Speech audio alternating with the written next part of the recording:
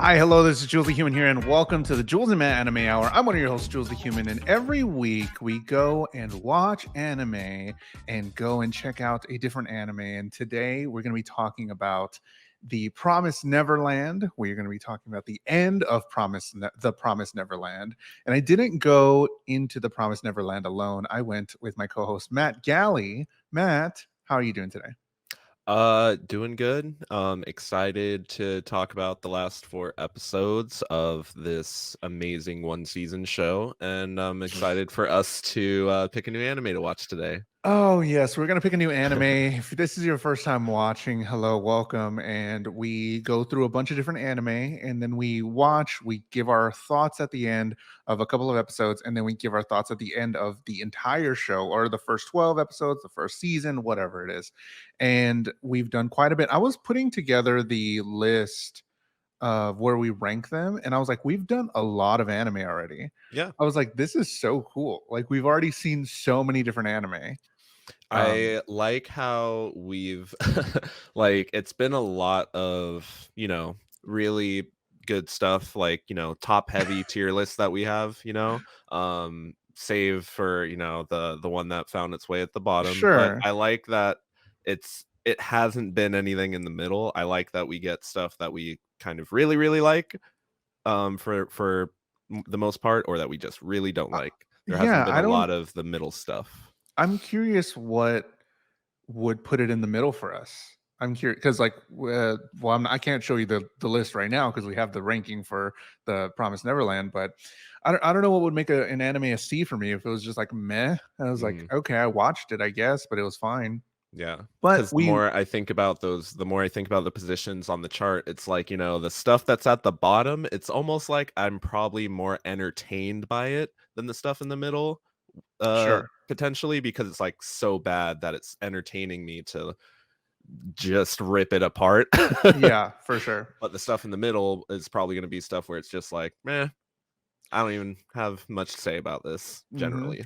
And we are going to be picking a new anime at the end of this episode. So stay here. We're going to talk about The Promised Neverland, but then we're going to pick a new anime from this list. And I added a new list or a new anime to the list here. We have all the lists from me and Matt. We have some anime from me and Matt, and we have some from you, the community. So if you would like to add an anime before we pick today, you can donate 500 bits. 500 bits gets an anime and give us a new anime, and that goes to me and Matt. But I added Bungo Stray Dogs because the first season is only 12 episodes or so, 8 episodes, 12 episodes. And last week, Bubsy added Summertime Rendering, which is pretty cool. So those are the two new additions to the anime chest of dreams. And yeah, hello, Claire. Claire said it might be that your selection process is filtering out things that aren't reasonably good. True, because people 'Cause suggest what they want, but also people could suggest bad anime too. Mhm. I mean, we haven't had people suggest an anime like, "Oh man, I really need y'all to like be tortured or whatever because Yeah, this anime is so bad." it's mostly been stuff where it's like, I Mm. really like this show, I've seen it before, and I want you guys to watch it. It's Yeah, never been like a case of, I'm giving you this show with intentions of, you having a bad time. yeah, which could happen, which you could do, That's anybody fair, here. yeah. That's fine if you If you want give to us the biddies. give us a bad anime. That would actually be pretty funny. Yeah. But what's not a bad anime? The Promised Neverland. We got to get talking. Mhm. Because there's so much going on. So, Matt, give us a brief rundown of episode 9 of The Promised Neverland 03/11/45. 03/11/45. So this episode we see time closes in on Norman's shipping date. Ray and Emma are both very distraught over the fact that he's going to be sent off, and they try to convince him to escape early. He agrees to their plan to kind of keep himself out of vision, kind of out of sight, until the rest of them can all escape as well. After being questioned how Ray knows the secret of the house, he reveals that he never got infantile amnesia. So he has memories all the way back from being a fetus, like just has all the memories.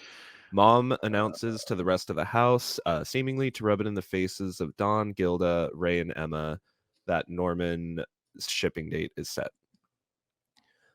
On the date of his shipping, Norman climbs the wall of the house in an attempt to escape early and get out of vision, lie in wait for everybody else. However, later that evening, he returns to the house, revealing to Ray and Emma that beyond the walls lies a cliff that cuts them off from the forest. Bro. Yes, keeps getting worse. So the cliffhangers. Well, this was an actual cliffhanger, I guess.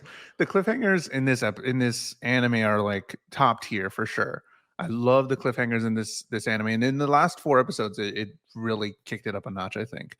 But we got to go back to the beginning because when they're talking here, it's really in this episode. I would say nothing really happened, but again, everything happened. Mhm. Uh, because a lot of it was just them talking, but the way I cannot stress enough how much I love this little crew of kids because they are how old are they supposed to be? They're way smarter than they need to be. They're like 12 and 13. They're about to Sure. turn 13. They're They're so 12. much more emotionally developed because the way Norman is keeping it positive and together for his friends, and then we take that long walk to the water. Oh my god, it's breaking because he's like we don't know how he's feeling. He's like he comes back in the last episode super chill, Mhm. super like it's going to be fine. It's okay. I'm leaving. It's fine. And he's keeping it up still with Emma in the bedroom and she's like, "No, like what all this stuff." And he's like, "It's fine. I got to go. It's okay. Do you want something?" And we take the long like following camera scene and then he gets to the water and it's just it's everything. He needs to You let it can out like yeah, alone. he needs to let it out alone, and we get to see him go through such a roller coaster of like emotions that's all told through his just facial expressions, basically. He's It's not so good. expressing any of this out loud. It's just his body posturing and his facial expressions are just showcasing the whole roller coaster of emotions Mhm. he's going through. And like you said, trying to keep that face for his friends that he knows are like, like not accepting the situation. So he Yeah. has to be the one that can do that. But then after that, or after that, or before that, yeah, I think after that, Norman saying that there's no options, that none of these options work, that he's gonna be shipped out no matter what. Emma and Ray are still trying to find a way, are still Yeah. trying to be like, well, actually, yeah, I can break Ray's arm. Or we can break his leg. And he's like, how about my arm instead? And it's like, okay, yeah, sure. They can't hurt me, or they can't, all this stuff. Yeah. It's so good because They I just do love not them. give up. Yeah, they Yeah. refuse to accept the fact that they can lose Norman. Yeah, Um, it's great. it's so good. I love this moment. I love the whole talking thing here. It's one of my favorite scenes. I love when they're just there talking. A lot of the times in this anime already, like when they were in the forest, super memorable with the whole speech thing in like the first 4 episodes, maybe. Mhm. There was so many different moments where they're just there and they're not doing anything, but they're showing their convictions for each other or at something, and it's so good. I love it. Mhm. Are we going to talk about Ray? How he remembers everything? What was that? What is that? Well, like there has to be a reason that he knows what's going on. Sure. Yeah, and so, like, that's just Norman out of pure curiosity just kinda asks, and he's basically like, "I have memories as far back as literally being in the womb, hearing a lullaby being sung outside. I have it's not all put together, but there's fragmented memories of me seeing everything regarding the demons, regarding the factories, regarding everything, and me living in the house didn't line up with the memories I have, so, it all just It kinda added up." and it plays out in the end, right? Like it Yeah. plays out to the last episode that we'll get Mhm. to for sure. But like there's two moments in this anime where or in these 4 episodes where I'm like it's pushing the boundaries of my suspension of disbelief. Mhm. Um but I'm okay with it. I'm fine. I guess that Ray remembers everything because of how it ended. And I was like, okay, cool. They were setting it up for this. And I was like, all right, that's magic right there. That's great. As we get to those moments, I want to hear what you think about the moments about or are you saying that the way it ended absolved your suspension of disbelief Yes. problems? Okay. Yeah. Well, with that, Okay. I had another one where I was like, okay, cool. That's fine. In episode 11, I wrote it down. But this one, the Ray remembers everything is just wild in an Mhm. anime sense. I'm sure there's people that have that, I guess, where they have fragmented memories of everything. But to make that like a huge crux of this anime to tell its story is really interesting and really pushed what I think should happen. Fair. I don't know, whatever. It's fine. It worked out in the end, but in the moment, I was just like, oh, okay, cool. Mhm. Because I thought it was just gonna be like a anime thing. Because like we see that in other anime where like somebody just has a hard head. You know what I mean? Like little things where it's like this guy Oh, just has Tanjiro. his skull is made of metal or something like that. And Yeah. it's like, okay, so Yeah. he that's fine, I guess. Like little things like that are like super anime tropey, and this feels a little like it, where some character has something super unique just for the sake of this to do the other things. But then again, it's like, what else than a very particular, unique set of circumstances or kids would be able to break the chain of events happening in this house? True, because they are the ones that got out eventually. Spoiler. Spoiler. Okay, so we learned some information as well that past the gate is the headquarters and the other plants. And that Norman escapes, but past the wall, there is a cliff. Mhm. So we get more information about this later, but we get information right now that there is headquarters past there and that the other plants are just right there. Mhm.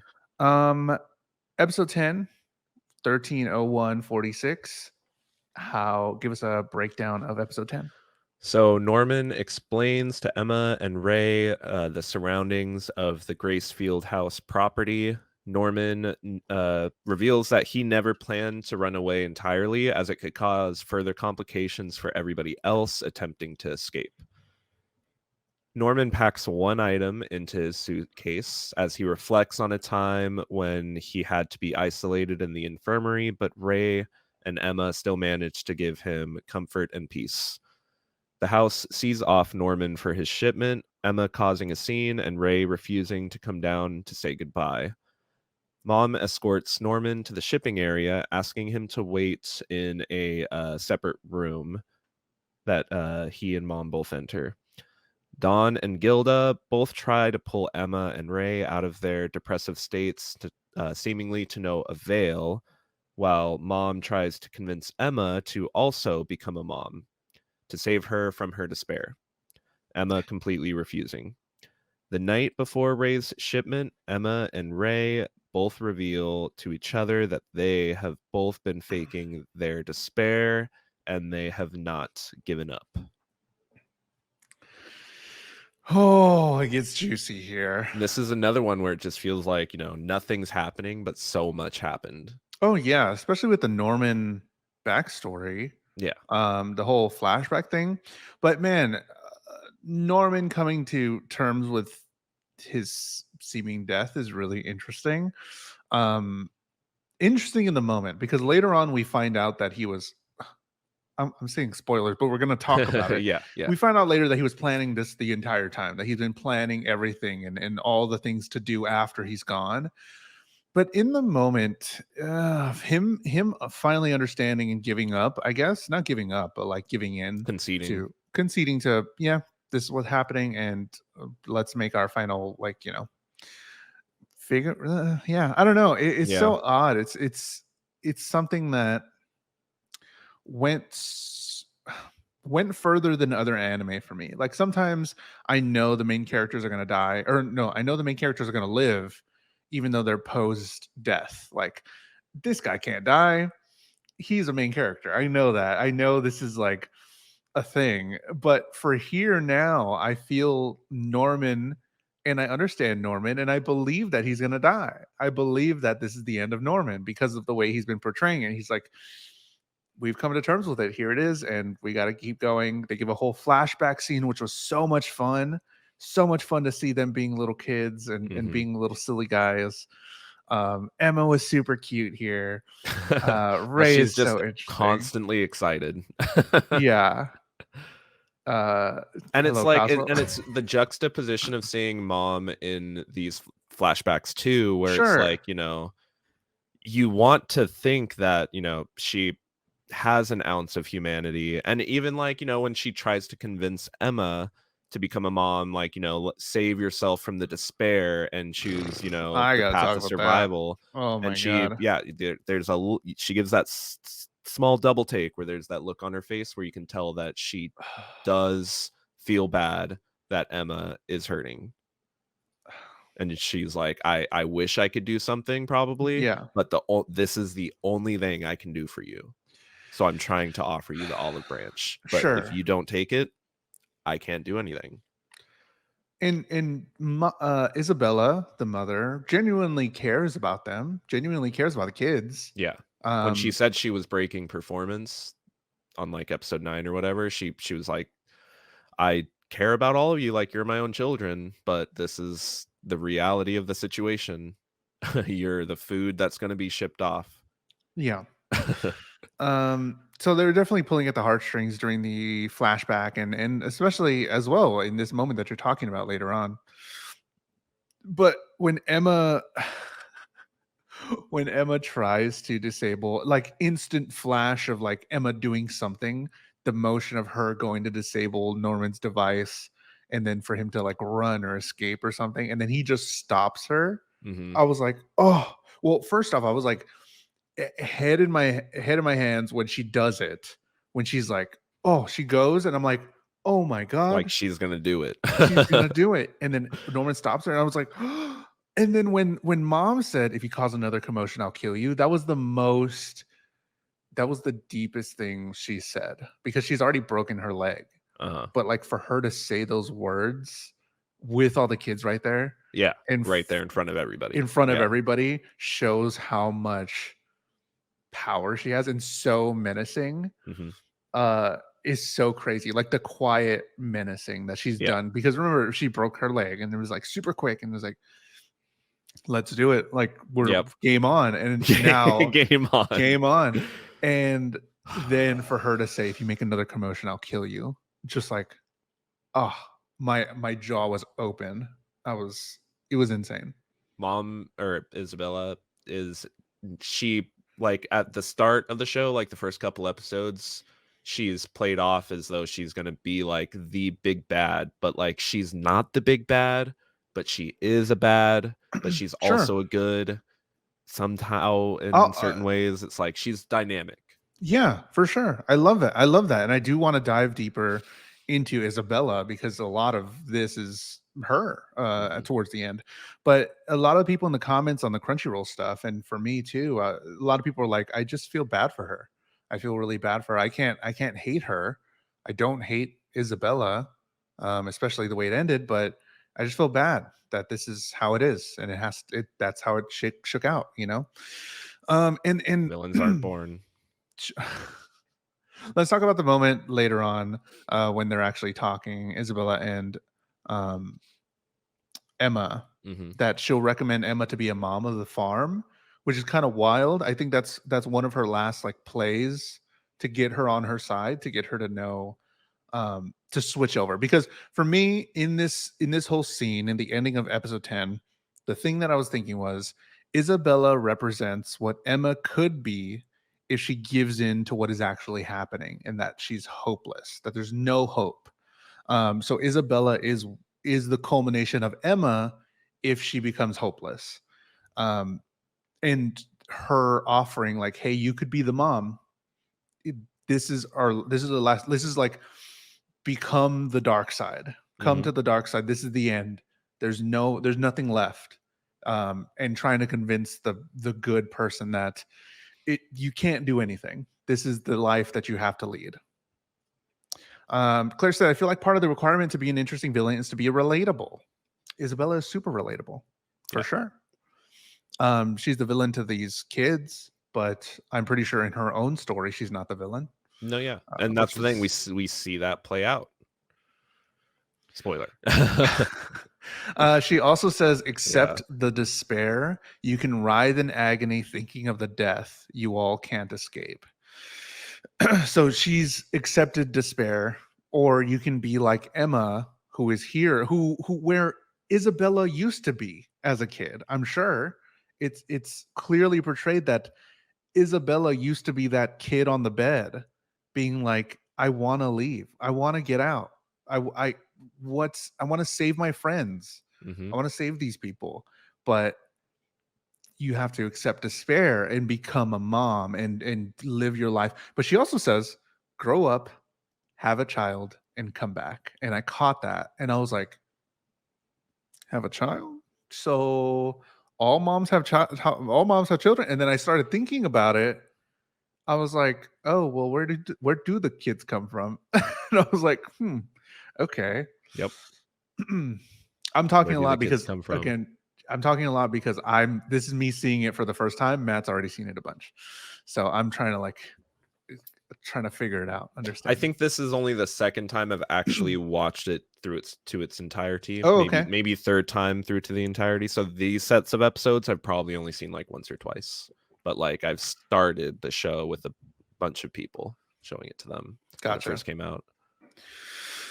Flash forward to Ray's day of leaving, and they both confide in each other that they actually didn't give up.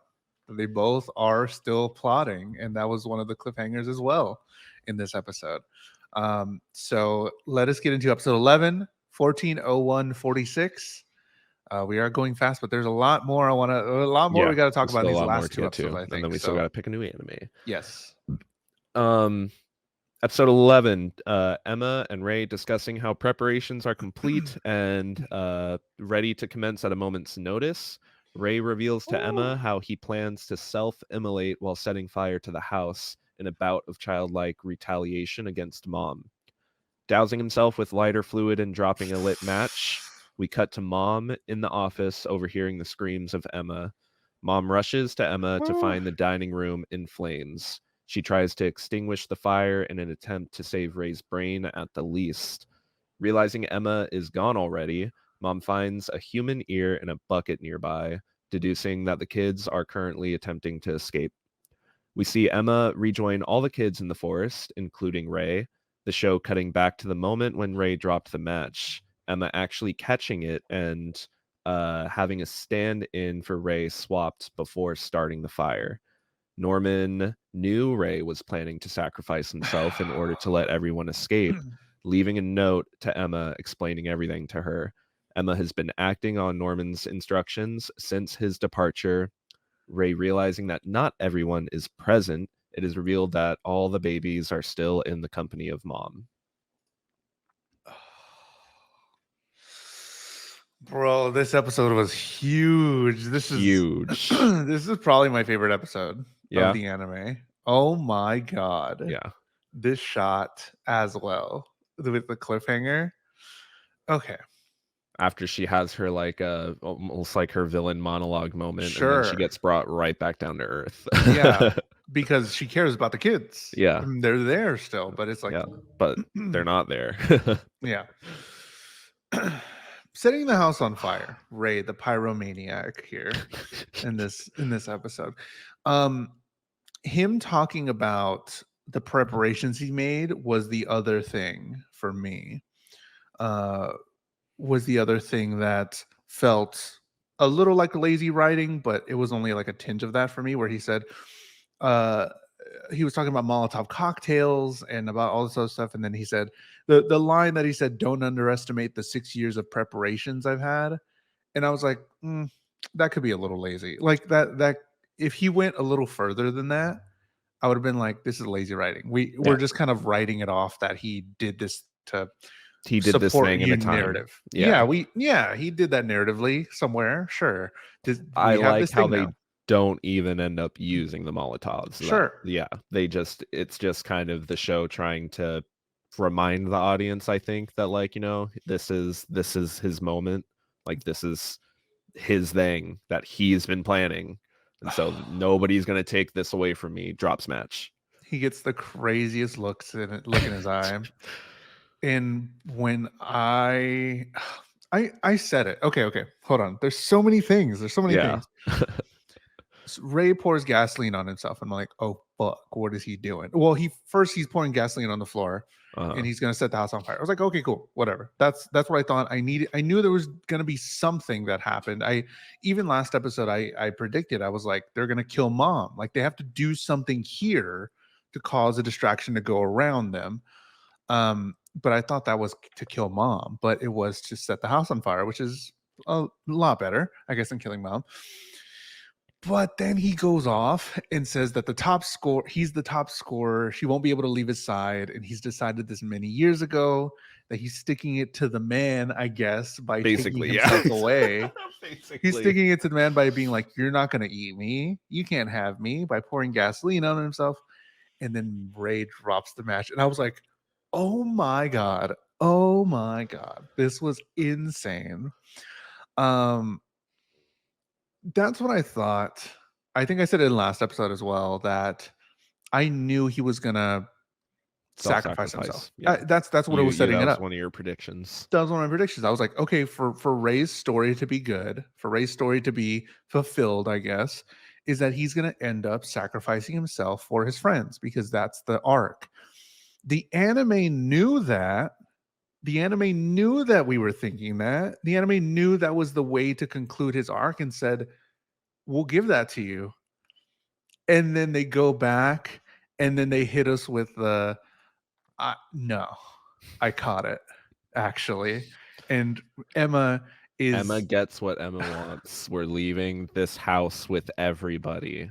Oh my God. Emma, I saw the ear and then I was like, wait, what's happening? What Yeah, happened? the reveal of the ear in the bucket is just who's gonna think that? Who's gonna think they're all gonna cut their ears off in order to they don't make any allusions to that being a possibility. It's all about the device. It's all about breaking it. They want to break these devices. And it was just like, yeah, just shink. oh, And my even goodness. mom's sitting there for a second. She's like, and then the look just falls on her face and she puts all the dots together. We see all the dots connect in her head slowly, and then once they're all connected, like the veins pop out of her forehead. It's so good. This episode is so good because it didn't even allude that it was going to go back and change. Like I thought this was the timeline. I thought this was it. They go down a little bit. They're like, okay, this is Emma's scream, but her scream. She's such a good actor. I was like, oh my God, because it felt real. It felt real. And I was like, Ray did it. And this is it. And then mom, you see, I love that moment. There's so much weight in every moment with everything in this show. They take their time. It feels like nothing's happening, but it's all in the moments of looks or silence or just a shot on something. And this anime does it so well because here's another moment where mom comes in. She doesn't know what's going on. There's a fire in front of her. Emma's on the floor. She's screaming Ray. We look at the shot of mom and she's looking down and she's looking in the fire and we understand what she's thinking. We understand that she's like, oh shit, I need to get Ray because they're going to eat him tomorrow. Yeah. And I'm going to be in trouble and we need that kid. But also you see in her face that like, oh no, the house, my child, you know what I mean? I feel both of those things simultaneously that I have to save this kid. And her response also goes to Emma, the fire, I can't get it under control. You need to get out. And then she's like, wait, she's already gone. And then she starts thinking, oh, what is this? Yeah. Yes. All of that and in getting such a small getting to see her had after she's the past like 2-3 episodes of just her like flaunting her power over the kids. Just literally like, I got rid of Sister Crone. I got rid of you as my lapdog. I'm broke Emma's leg. Norman's getting shipped. Just like hit after hit after hit. And then here's their win. So satisfying. It's so good. It's so good. This episode's so insane. We find out that Norman planned all this, that he knew that Ray was going to do this, and he told Emma to save everybody, because that's what you need to do. That's what needs to happen. That was the plan. That was the plan. And then we see that um, they were getting tricked, or they were getting not tricked, turned to the idea of what's Yeah, actually like happening. all they got all the older kids, and like when Crone was talking to the Emma and Norman, like some of the older kids were listening in, and then they just kept one by one telling all of the kids until they eventually stopped at like the 5-year-olds and under. And the whole time, while Emma and Ray were, still being watched, because it's Emma and Oh, Ray, it's so they were still good. being watched by Mom, and it looked like everybody was just kind of checking in on them, or checking in Yeah. on Emma and trying to make sure she is good. She was actually giving instructions to everybody, and training was still going on outside of Mom's eye shot, Yeah. because she knew Mom was going to be focused on her and Ray. It's so good. And even in this sequence of, not in this sequence, but in the past episode where you see some of the shots of Emma looking kind of depressive, like Mom's right there, like just very far off, but she's there in eye shot of Emma. Oh my god. We're talking about the Promised Neverland, episode 11. We're gonna get to the end of episode 12 in a bit. But this was my favorite episode. This was so good. The ultimate, like, it felt like a Saw movie reveal, like at the end of a Saw movie where they're like, they're playing the music, and he's like, actually, I'm the guy, and then he's like, no, what? And it felt like It's a that mask because off. Yeah. it was a mask off moment, because the ultimate play of us, the audience, getting tricked as well as Ray is so good. I was like, oh, this was happening. I feel And like from that moment, the audience is Ray. Like, yes, Ray is very symbolic of like the sure. audience watching the rest of Yes. the conclusion of the show, Yeah. where he's just Come on in, bud. Come sit. he's Yeah. just watching everything happen. They did, Oh, they did an M. Night Shyamalan on us.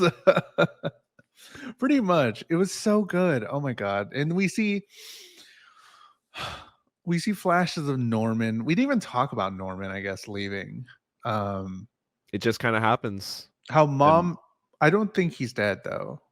we don't see him die. We don't see him die. So it means he's not dead. Unless we see an on-screen death, as shown in the not Final Fantasy, in the Fast and Furious franchise. If we don't see them get stabbed or something, they're still alive. Norman's still alive, I believe. His implied death. Yeah, his implied death, that she takes him away, but then she puts him in another room, and I was like, and he's like, what's this? We still don't have, well, okay. We'll talk about the end. But Emma told everyone, and Ray's finding all of this out at once. It's so good. I love this. So the Fast and Furious theory, exactly. I mean, well, you haven't seen the newest one. Oh, and then as they get to the wall, like the Ray, like Norman isn't there, but like he's symbolically there, and it like shows him like next to Emma I for a moment.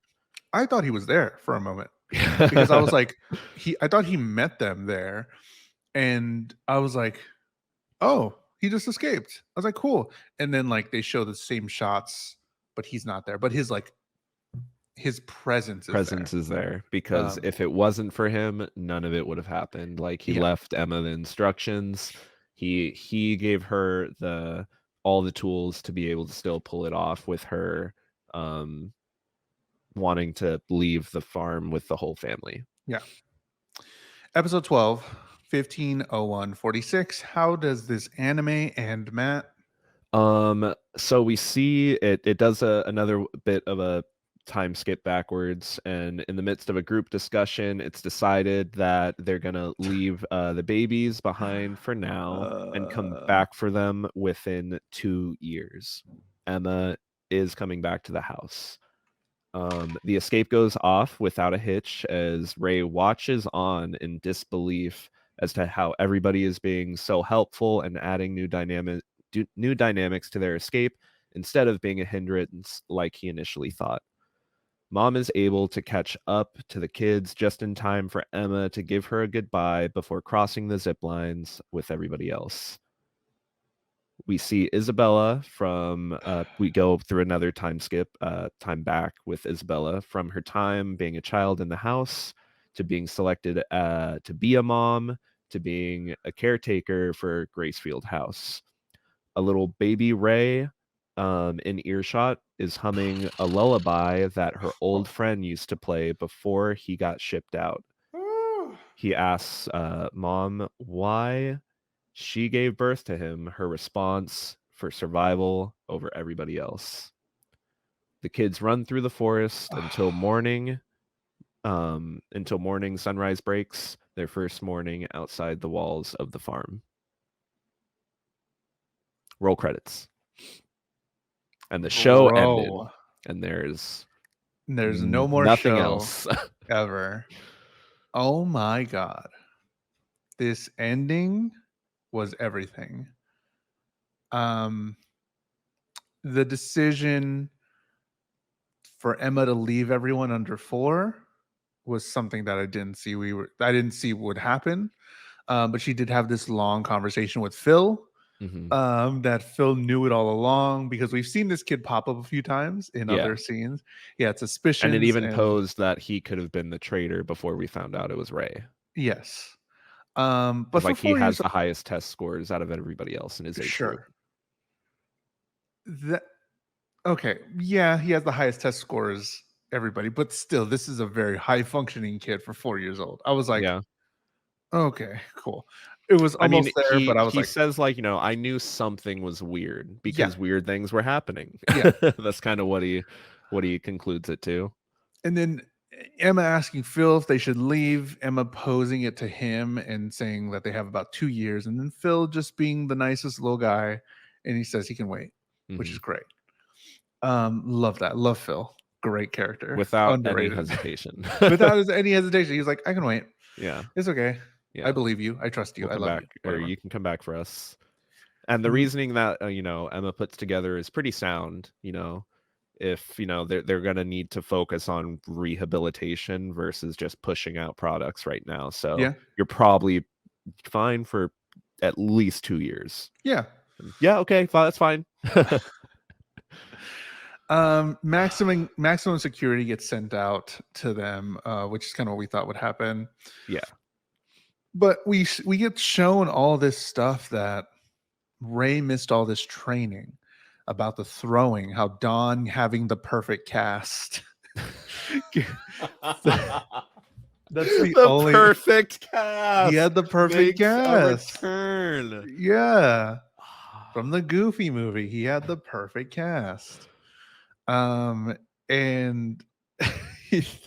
they learned how to throw, they learned how to zip line, they learned how to do the little bottles shooting off. It was so good. And there's a couple cuts out of the episodes where they're just when they're out in the fields and stuff, and it shows like they were playing with those water rockets at one point. I'm pretty sure it shows Don throwing the ball with the thing tied off to it at some point. They're just acting like they're trying to measure to see who can throw the furthest or something. I can't remember. Yeah, they're playing little games. It's all there on rewatch when you have the context of this when you have the context of this is how this happens, and you're rewatching the show, and then you're like, those are the rockets. Oh, there's the thing. Oh, there's that.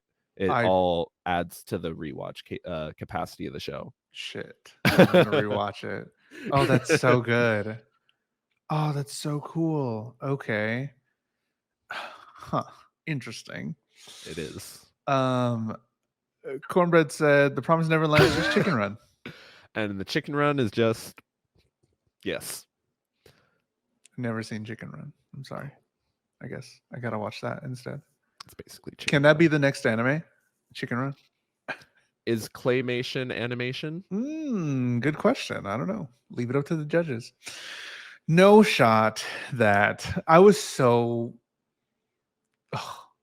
seeing all that stuff happen and seeing them all come together. I was like, this is so great. I love this. And just again, Ray being like because again, like I really feel like Ray embodies the audience where it's like he's standing there like, oh wow, look at everything coming together. Where the show the entire time had you believing that Emma wanting to take everybody was really the childish idea, and Ray wanting to just leave with the three of them was like the realistic approach. Sure. But then after obstacle along the way, it's like, well, yeah, it's gonna take everybody to do something like this. Really And it cool. shows here as well, because mom has a flashback, um, of her getting to the top of the wall, or no, she has a flashback of how she got to the top of the wall, and then she just does it, and then she Yep. goes. And I wrote here, we have this whole thing about with mom and Emma, but I wrote Isabella was alone when she tried to escape last time, but with the power of friendship, they can all escape. Exactly. Pretty much, because when she tried it, she was alone and she couldn't do it. But now everybody's working together, so it showed the juxtaposition there. I And feel like in that sense, Isabella is more of a Norman, sure, where she wanted to escape because the person who it kind of it doesn't outright say it, but like, she had a best friend, a very, I very was somebody gonna that go she as cared about a lot. I was gonna go as Um, far as loved him, yeah, loved you Leslie. could say that she loved him. And so she sees him leave, and her response is, "I'm leaving."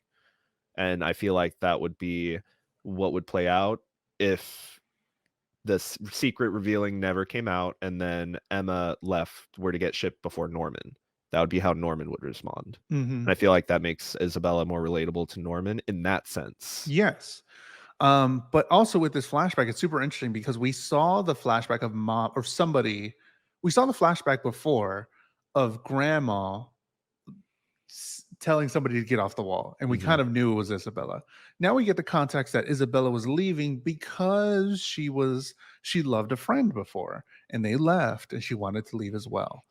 So again, going back to the whole conversation about her being more relatable, being more human, we understand her side. We understand that this is what the kids are doing right now. They want to leave to help and get better and have a life, a real life, I guess.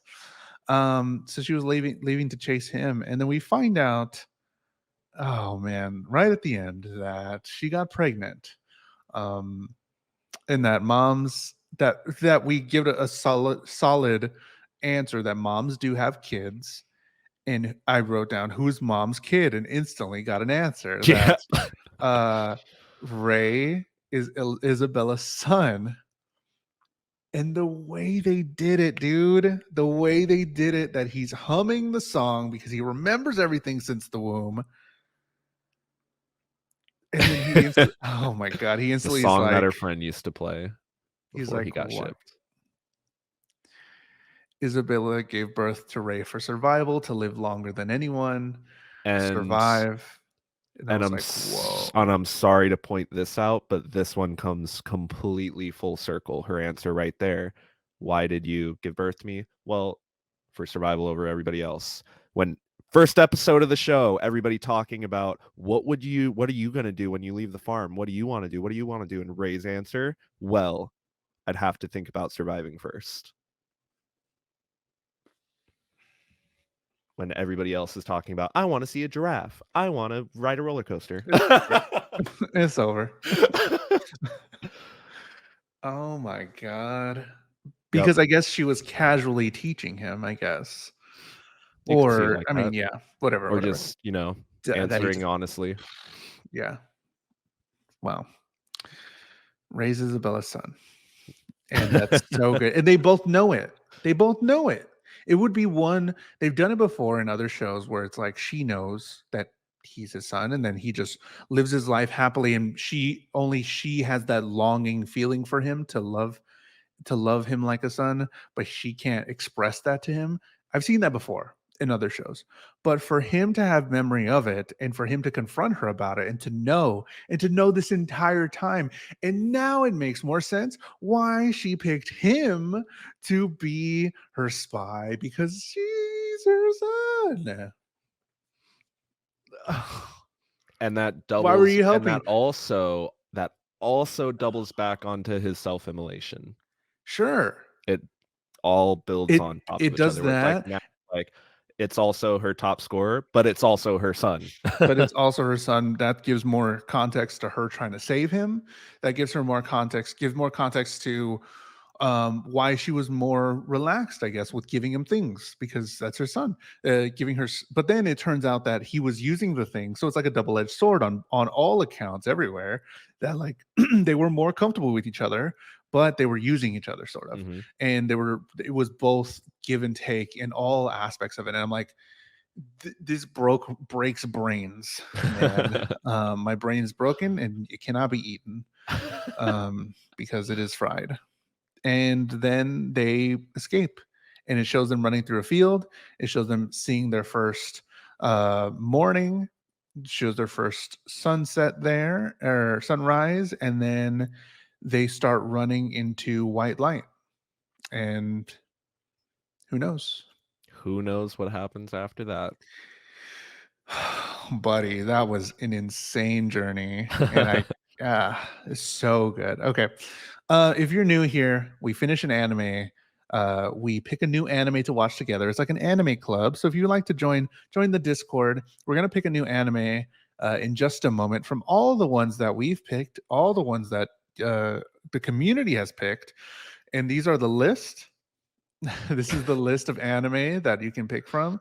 And then they all lived happily ever after. Yes, that's what The I end. choose to believe, that everybody survived. Norman comes back. My Um, canonical head ending in the Golden Room, it was actually William Minerva, and he was there picking up Norman because Norman was actually just a political plant, and so Norman got out scot-free. They all run away, find William Minerva, and they all just live with him. that's what I'm going to say. We have some loose ends that aren't Yeah, tied up yet. exactly. And I was like, like the note. What was on the note? Do we find that out? What was on the note that? Okay. That, Crone tried to give to grandma? Yeah. Nope. Okay. Who's William? No. William Minerva, who Okay. he was That's in the fine. Golden Room, that's what I'm saying. Okay. And he had the note. It's right here, Jules. It's right here. This note There's says the factory's shutting down. Everybody is leaving. you're getting let go. The whole demon hierarchy has fallen apart. Yeah, There is sure. no I forgot the name of it. Festival thing. If only. Um, but yeah, we there's some loose ends there, but it's okay. Some loose Okay, ends. so the way we do this is we rate an anime on a couple different things: animation, storytelling, and vibes, and we put it on. We rank it for ourselves, and we put it on a list of anime that we've already seen. So, Matt, where do you rate this anime on animation? For its animation, I give it like an A. Like it's always consistent, it's always good. The POV shots are probably the best thing about it, but Sure. there's, it's nothing that's blowing me away, and it's nothing I Okay. haven't seen before for sure. In the final act, there's definitely a couple sequences that stood out a bit more than the rest. Where would you rate it for animation? I'm gonna say S tier for animation because I love the ambiance of the house, how it felt so different. There always low lighting, always like the way they lit everybody with candle. All those different shots, like you said, the POV shots were amazing, were super fun. Something that added to the ambiance as well because it always happened in the house. It always sort of happened there in the house to make it seem daunting and ugly and evil.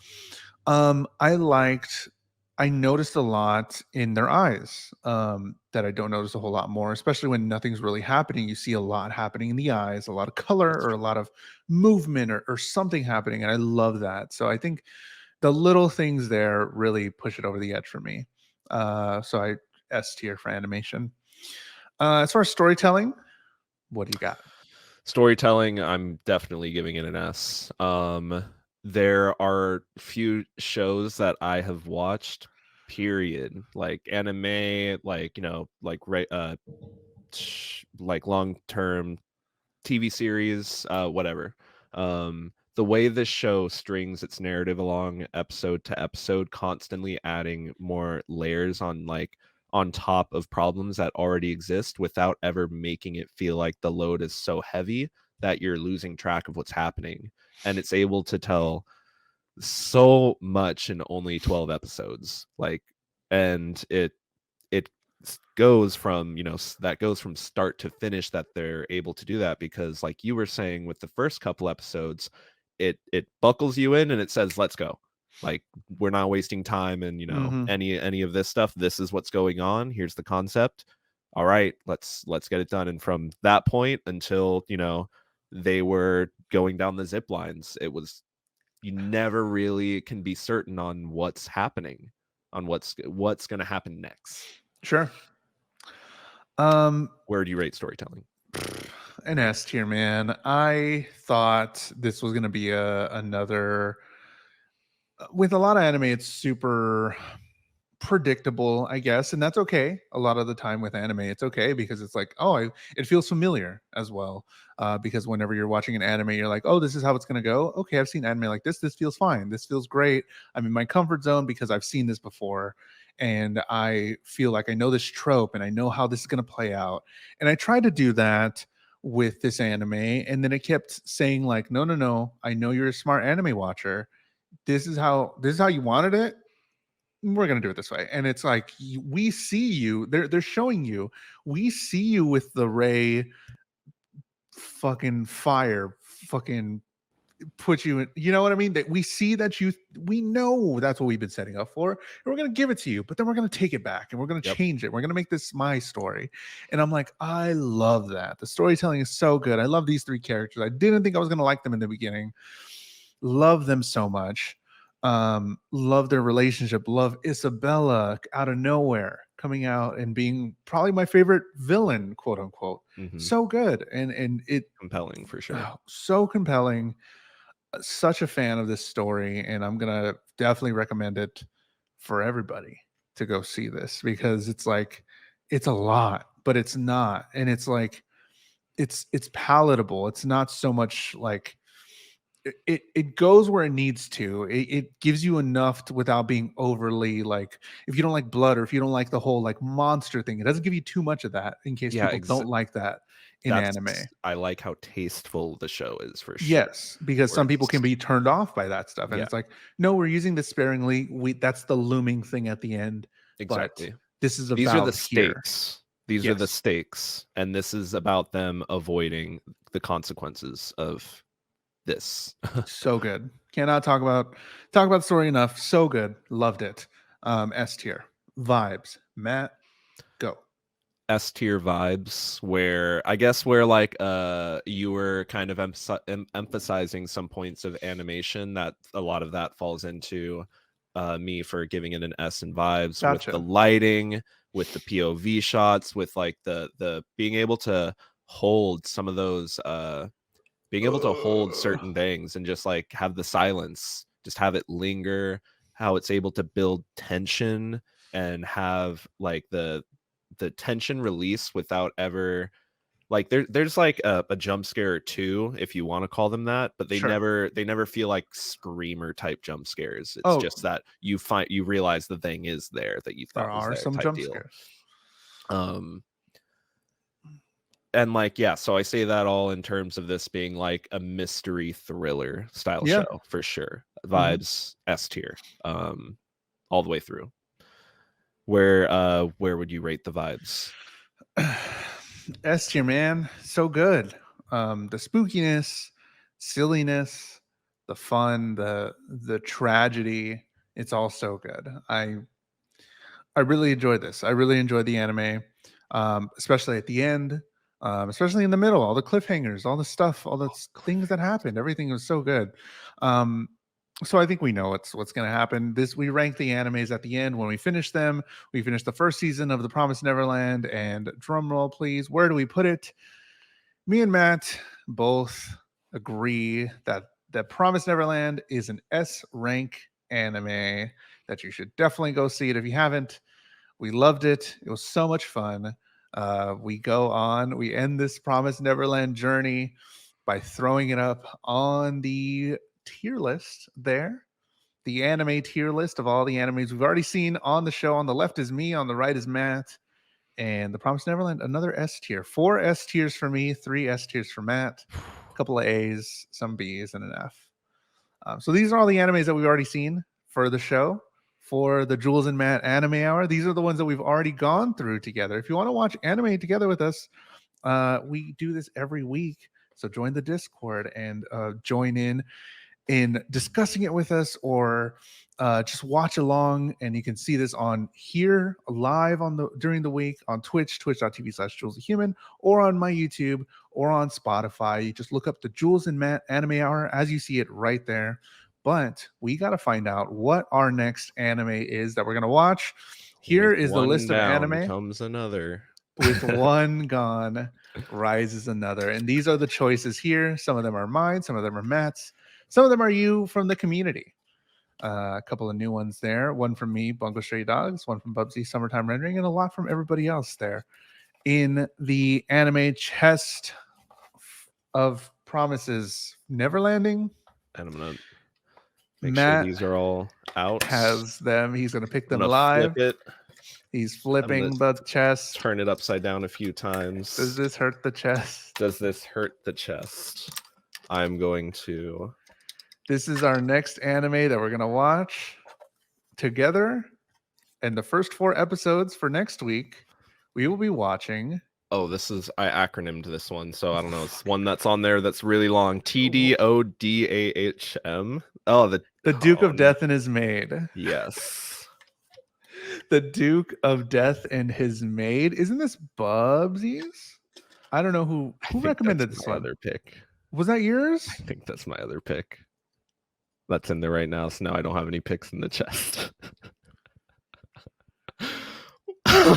Can I go for a redraw? Can we do that? No, I mean, why not? This is our show. Well, I don't want to watch two. I haven't seen this one. You haven't seen this one. I haven't seen this one before. Okay, well that's fine.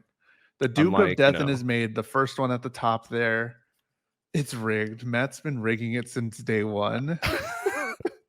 We know this rigged all along. Listen, CZ stopped bribing us, so I had to just start picking my own, because that's why I have the chest. Give us the CZ dollars, obviously. CZ, come on. So we're gonna watch. I saw Matt pull it from his sleeve. Me too. Yep. We saw that sleight of hand.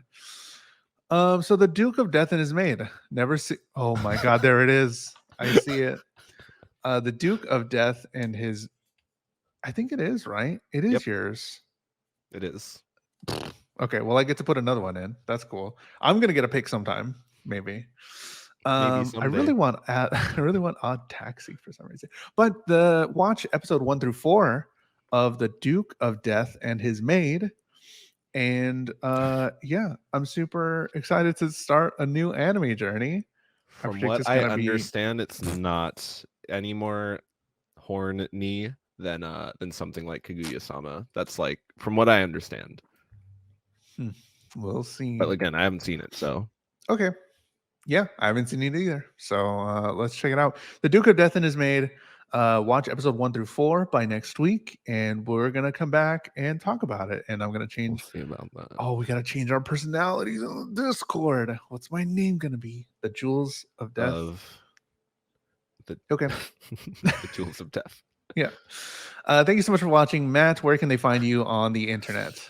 When we're not here talking about anime, you can find me on my Twitch at Matt_Galley, streaming video games. Or Matt's gonna stream Diablo. Yeah, Diablo 4. That's what I'm gonna spend my whole day doing.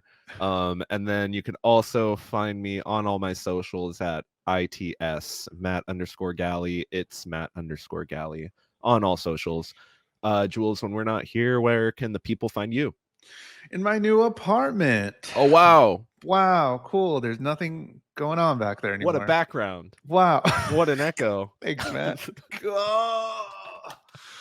Fucking hell. Jules the Human.